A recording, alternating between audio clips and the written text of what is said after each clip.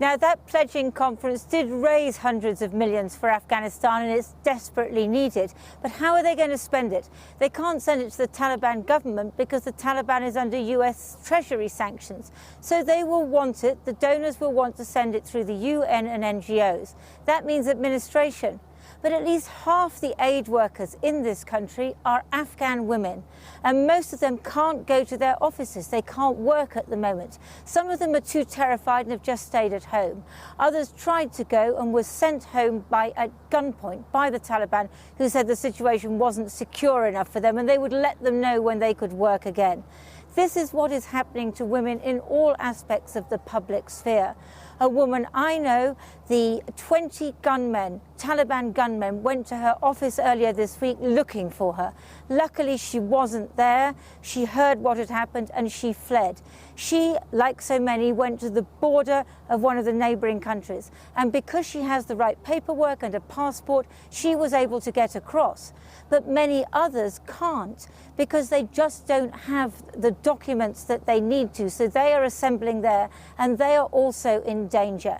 These are women, mainly urban women, who really were empowered by the Western project here. They believed in it. Their lives changed. And now they're just desperate. What some of them feel, as I've been finding out, is that all they have left is their voice.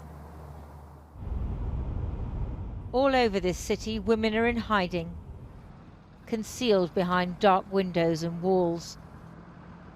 They did what Western countries wanted, worked for government, aid agencies, the security sector. The Taliban says they can carry on, all the while sending goons to threaten them if they do. Fatima is alone. A former policewoman, a single mother, divorced from the man she was forced to marry at the age of 12. All crimes in the eyes of the Taliban. دیگه اینا ما از طرف یکیشان نه، از طرف چندین نفر، از طرف حکومت، از طرف هم دزدایی که از اون قاتلایی که ما دستگیر کردیم در جریان وظیفه زندانی‌ها رو طالب آزاد کرده، از طرف اونا ما تهدید میشیم، از طرف طالب ما زیر تهدید هستیم، از طرف خانواده‌ام، قوم خویشم، از طرف کلگی ما فعلا یعنی میرقم امروز بچه‌م پوت زندگی میکنم. یعنی ما بر شما گفتم که ما در یک ماه 3 بار ما خانه خود تغییر دادیم. She thinks constantly of her fellow policewoman Negar Masumi, 8 months pregnant, who was murdered last week. The Taliban say they're investigating. In the last few months, at least 6 policewomen were killed in Taliban-controlled areas before the capture of Kabul. Last year, Fatima released on social media a video of herself destroying her police ID in protest about sexual harassment by her male superiors. Shamed by her behaviour, she says, her own family then tried to kill her. Now she fears both them and the Taliban. The personal and political are intertwined. Western countries spent an estimated $100 million training women for the Afghan security services. But most male police officers rejected them. And now the Western missions who encouraged the women to blaze the trail have vanished, leaving them to their fate. چرا پرسان ما را نمیکنه؟ چرا ما را در پیش از طالب ما را مرقم اعلام کرد؟ زمانی که ما را تشویق کرد حالا باید بازخواست ما را بکنه. ما هم انسان هستیم. جرم ما چی از جرم ما که پلیس بودیم؟ به همین جرم ما را بسیار بیرحمانه میکشن. چرا جامعه جهانی بازخواست ما را نمیکنه؟ A demonstration this weekend showcased the Taliban ideal of womanhood, entirely covered and utterly obedient. A job lot of identical niqabs appears to have been acquired for the occasion. This is not traditional Afghan dress. The women proclaimed their support for segregation in education, which is now the law. At Khalid University, they've started to educate women and men on alternate days. As a private university, they have enough facilities, but public institutions are struggling.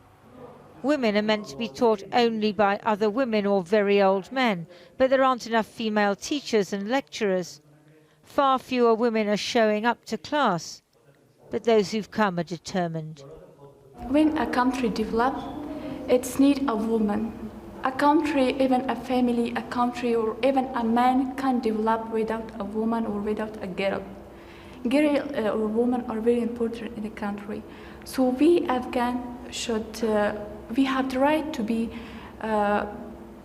like another woman that they are in developed country. Fatima used to be proud of her uniform, but now, penniless, unable to earn a living and with no family protection, she feels that all she can do is speak out. ما را میکشن.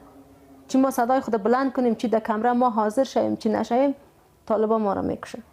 با خاطر ما صدای خود بلند میکنم، در مقابل کمره حاضر شدیم، به خاطر ازی حاضر شدیم که حداقل بعد از اینکه اگر مرا کشتن، بعد از ما دیگه خانمای پلیس مثل ما اور نشن. In Afghanistan's cities, many women embraced the Western project to liberate them. Some have managed to flee, but most can't. They're left with a new set of beliefs, for which they may end up paying with their lives. Lindsay Hilsum in Kabul there for us. And just before we came on air, I was able to speak to Husna Jalil, the former Deputy Interior Minister in Afghanistan. She was still in her 20s when she joined the government that has now been replaced by the Taliban. She joined us from Washington, D.C., where she's now based. And I began by asking her what her fears are for the girls and women who now have to live under the Taliban. I would say the women that we had been dreaming of being 51% of the human capital of Afghanistan, and we dreamt of developing that capacity or capability so that we could later use it for the development of the country. That's gone. So Afghanistan today has lost 51% of its human capital. Not only that, but on the humanitarian side of it, we have got 51% of the population, millions of individual and human beings. Their rights are gone. They're imprisoned in homes, in their own homes. And I would say we are unfortunately unable to provide the very basic human services, humanitarian services to them. You were one of the few women operating at the highest levels of government. I know you spoke out about the harassment you yourself faced.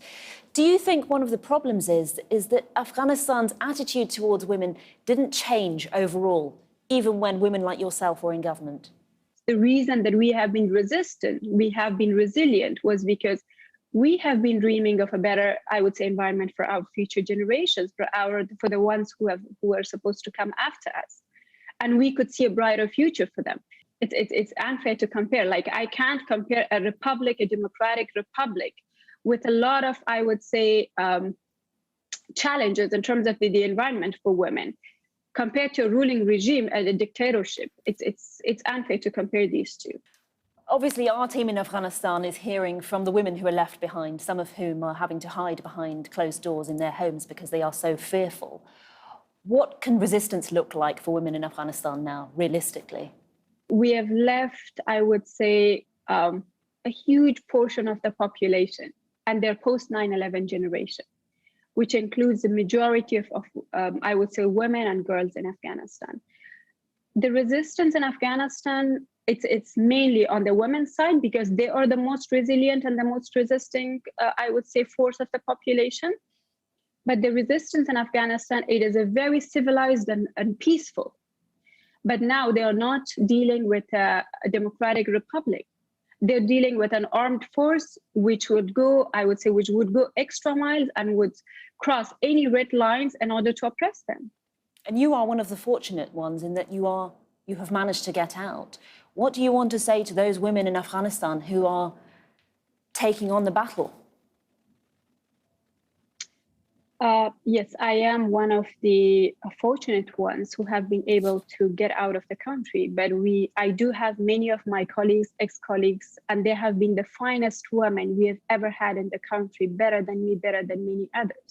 The last thing I can do is to give up on my country and the women we have been, I would say, serving them, including my own family members. So what I would say, we need to keep in mind that we don't have the option to go back or the option to give up. What about those Afghans who are gathering at the border in the hope that they might be able to get out? What would you say to those people?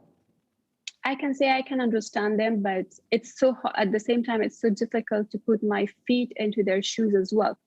For them, it's usually I say that it's a matter of choosing how to die. Should they be slaughtered, or should they at least make efforts to get out of the country? So what I would say for them is they need to do a calculation. It's so at the same time so difficult to have your rational hat when you're emotional, when your life is at risk. Who do you think can pressure the Taliban now to ensure that they protect women's rights? What I would say, the countries who can have the influence in order to either to facilitate the pressure of the international community, or they themselves directly can pressurize Taliban. China can be one.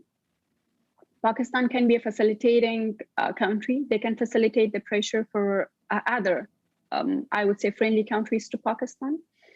But at the same time, we do have, of course, we do have USA, we do have UK, we do have Germany, we do have most of the European countries. And on a personal note, you have gone from being a woman who held a very high position in Afghanistan, in government, to now not being able to live in your country and seeing what is unfolding before us. How are you feeling about everything? I would like to describe my feeling in just a few words. Homeless.